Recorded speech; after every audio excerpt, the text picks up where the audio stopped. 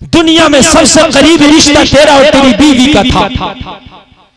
दुनिया में सबसे करीबी रिश्ता किसका था? तेरा और तेरी बीवी का था। सारे रिश्ते दुनिया में आके बनते हैं, चाहे भाई का रिश्ता हो, चाहे बाप का रिश्ता हो, चाहे माँ का रिश्ता हो, चाहे बहन का रिश्ता हो, चाहे खाला का रिश्ता हो, चाहे मामा का रिश्ता हो, चाहे फूफा का रिश्ता हो, चाहे चाचा का रिश्ता हो, चाहे ताया का रिश्ता हो। मगर सुनियो, सारे रिश्ते दुनिया में आके बनाए जाते हैं, मगर मियाँ बीवी का ऐसा रिश्ता है जो अल्लाह ने इंसान को दुनिया में आने से पहले रूहों का बना दिया था।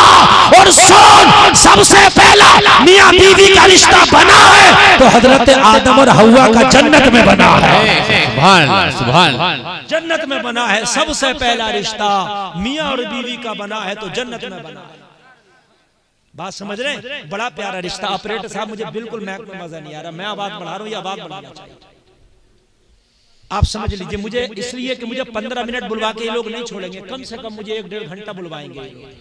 मेरे ऊपर रहम कीजिए आप। अब ये सीटी देने लगा, हथियार बहुत बढ़िया आपके पास, बढ़वाओ तो सीटी देगा।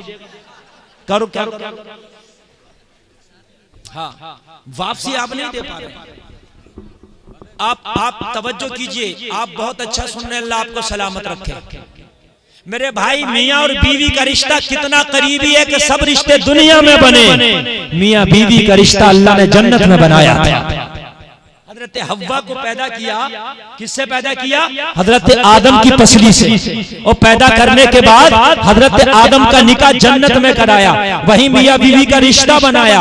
और रूहों के रिश्ते, बुखारी की हदीस है कि मियाँ बीवी का रिश्ता पैदा होने से पहले अल्लाह रूहों का बना देता है। यार जरा बता, अल्लाह ने तेरा प्रोग्राम कितना अच्छा बनाया कि तू दुनिया में नहीं आया, किससे तेरा रिश्ता होना है, कौन तेरी शरीक हयात बनना है, कौन तेरी बीवी बनेगी, कौन तेरी लाइफ पार्टनर बनेगी, बता तू दुनिया में बाद में आया। अल्लाह ने तेरी रूह का उससे रिश्ता बना दिया है। इतना पाक रिश्ता, इतना गहरा रिश्ता कि रब ने बनाया। मगर एक दिन तेरा झगड़ा बीवी से क्या हो गया, एक दिन तुझे गुस्सा क्या आ गया, तेरी तो मूंछों पे चिराग जलते हैं, तू गुस्सों के सामने कुछ देखते ही नहीं, तेरी जबान तो इतनी बेलगाम हो गई कि जब चलती है तो तू देखता नहीं ये कह क्या रही है, ये बोल क्या रही है। ये जबान से निकले हुए जुमले मेरे ऊपर कयामत बर्पा कर देंगे। किसी की बेटी की जिंदगी तबाह करके रख देंगे, किसी का आशियाना नशे में चला के रख देंगे।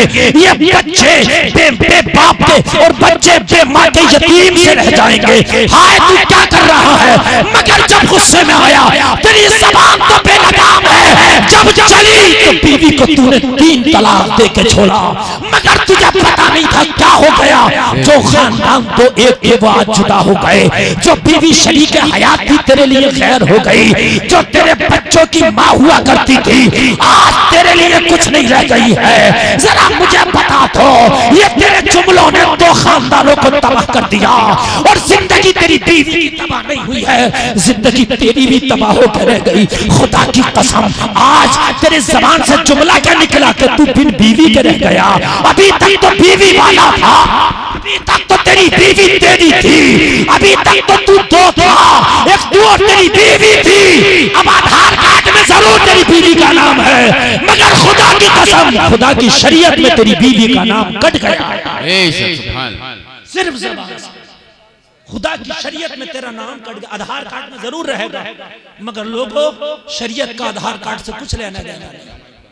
और मेरे भाइयों जरा गौर करो, शादी सबकी होनी है और शादी कुछ की हो गई है, कुछ की होनी बाकी है। मगर आज मेरा मुआशरा, आज कौम मुस्लिम लोगों इस चीज से बहुत जूझ रही है। बाद में मौलाना के पास फोन किया जाता, हजरात मैंने अपनी बीवी को गुस्से में तलाक दे दिया था। ओ मेरे भाई, तूने गुस्से में तलाक नहीं की दिया था, जब तेरा तलाक देने के लिए दिल चाह रहा था तो तू मौलाना के पास आता, पूछता मेरा दिल तलाक देने चाह रहा, मैं क्या करूं? अरे भाई बात है कि नहीं? जब बच्चा पैदा हुआ तो मौलाना के पास आया, कान में अजान पढ़ो। जब बच्चा पैदा हुआ मौलाना के पास, जब नाम रखना था तो मौलाना के पास, तवज्जो करना, जब बिस्मिल्लाह कराई तो मौलाना के पास, तवज्जो करना, जब दाखिला किया तो मौलाना के पास, जब बीमार हुआ, जिनका असर हुआ तो मौलाना के पास, जब शादी किया निकाह किया तो मौलाना के पास। अरे निकाह होता है तो मौलाना के पास होता कि नहीं होता? तो जब निकाह बगैर मौलाना के नहीं कर रहा तो तलाक बगैर मौलाना के क्यों दे रहा है कि नहीं है यार? जब जोड़ मौलाना रहा तो फिर तोड़ेगा कैसे, ये भी मौलाना से पूछ, है ना? जब निकाह हो रहा था तो बगैर मौलाना के कुछ नहीं था।